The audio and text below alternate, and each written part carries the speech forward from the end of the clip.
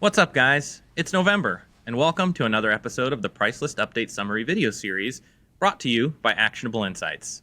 You've got Sam here and Whatley there. In this video series, we highlight the new line items that are added to the Xactimate price list every month, including any changes or updates made to the existing line items. As always, we appreciate you liking the videos, sharing them with your industry cohorts, or subscribing to our channel, as it allows for more exposure of our mission to preserve the health of the property insurance ecosystem. We're going to start by taking a look at the 5 new line items added for November 2025.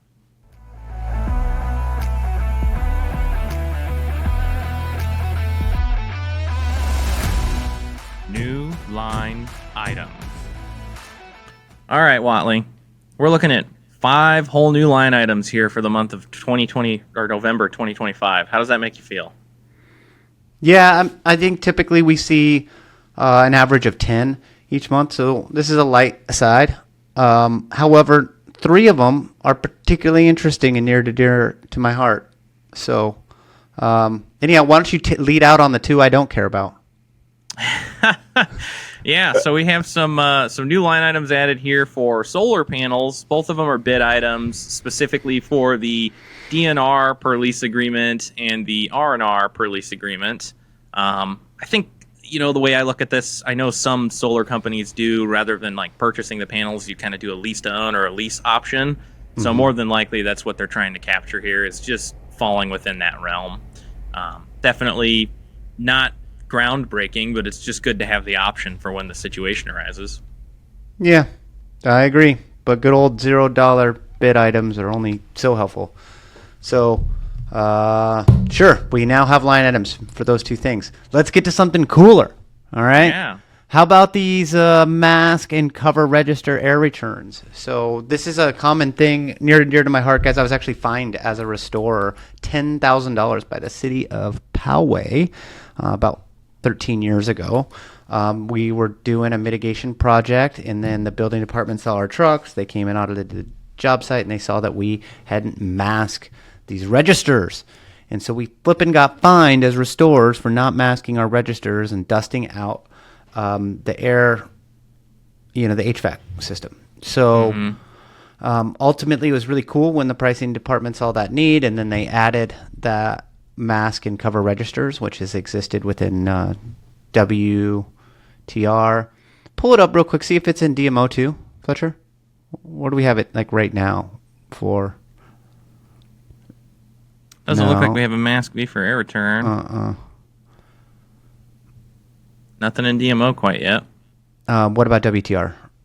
I do believe it's in WTR. Yep. Yeah, so it's WTR, but now it's in HMR. Well.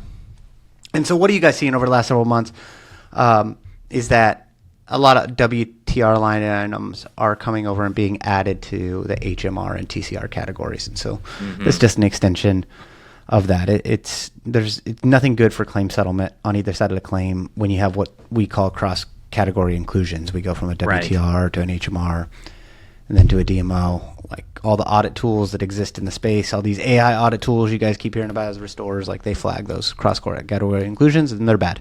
So the pricing department's beavering away, trying to make sure that line items that would be accretive, sister line items to existing line items, they exist within the HMR and TCR categories and don't just reside within WTR.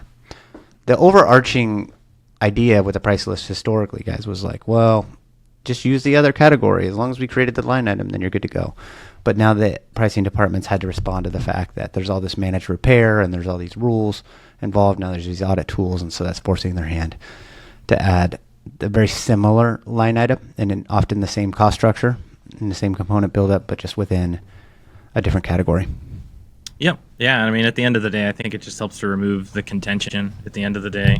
You're working with an adjuster, having a random WTR line item for something on a hazardous job. It's just one more area for a question that could save you both time. So having these line items in each category, I think, is helpful for those situations. Cool. Let's move beyond the register. Drop down to floor protection with me. Let's look at that one in a little more detail. So we've got some insight sheets, some macros for you guys that outline, and you can see in the calculation that it's F times 2 because we're assuming floor times 2, and actually, and as it relates to our insight sheet, I'm really dusting off the cobwebs here 10 years ago, Fletcher, when we authored this thing. But it also includes PF times 2, and because often when you do double layer, you're going to do double layer plastic up 2 feet up the wall. And so you can then roll everything up, bundle it, right, and get that friable material out of there. And so our macros will need to get updated. Our insight sheets, our rules within the actionable profile will need to be updated such that we are no longer looking for F times 2 plus PF times 2. For double layer, we can just hit it with this line item, which is cleaner, more accurate. I'm interested to see the price. Like, is the price, how would that be different than the regular 6 mil plastic line item? Yeah. Wouldn't that be cool? Let's see what that looks like. Yeah, there it is. Looks like you're at $1.32 a square foot for containment versus this. You're at 62 cents a square foot for doing double layer, but much different, like, criteria of work and yield that goes into this. Like a containment barrier. That's a pain in the butt to do it vertically. Versus just doing floor protection double layer. Good. Yeah, that makes sense to me. That dollar amount, good. So thank you for pulling that up. So HMRBAR would be just a traditional containment, guys. So we'd be used to seeing that would be vertical, and that's $1.32 here in San Diego. This is San Diego price list, presumably. This is Utah. Oh, fine, be that way. Utah.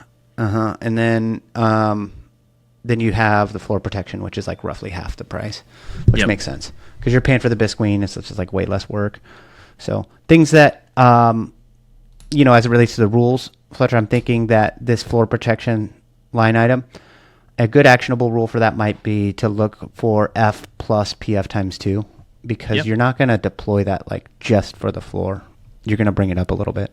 And then that's where we can make sure that those that are using the actionable profile are invoicing accurately. Sure, absolutely. What do you say we check out the changes, Whatley? Let's do it.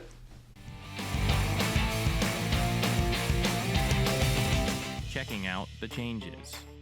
So to clarify for everyone, on the left here we have the November 2025 price list with the line items that have been changed. And on the right here we have the October 2025 price list with the same line items showing those differences. So we can start by taking a look at the HVC category here. You'll see that we saw some yield and supporting event adjustments for all of these, specifically for HVC and the pool line items. It was yield adjustments. So we'll look here in November. The furnace or AC clean check replace filter service is $181.15 for the unit's price. But in October, that same line item was $239.33.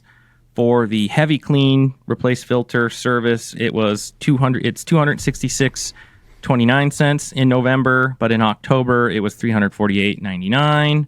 And then the furnace heavy clean replace filter and service with AC is now $421.50, but in October it was $561.04. You think we should take a look said at more the yield? concisely, what's happened is the prices have gone down by 25% due to yield changes. Can you show them the yield changes real quick? Yeah, let's go ahead and get into those really quick. Looking at November here, we see a direct yield of 1, and then the yield is at 0.719.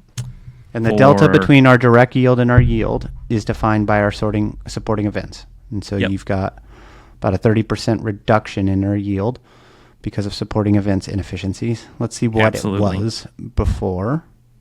Yep. And then looking at October, you see it was 0.750 and 0.539. Yep. So there's an inverse relationship between your yield and your prices. As yield goes down, your price goes up.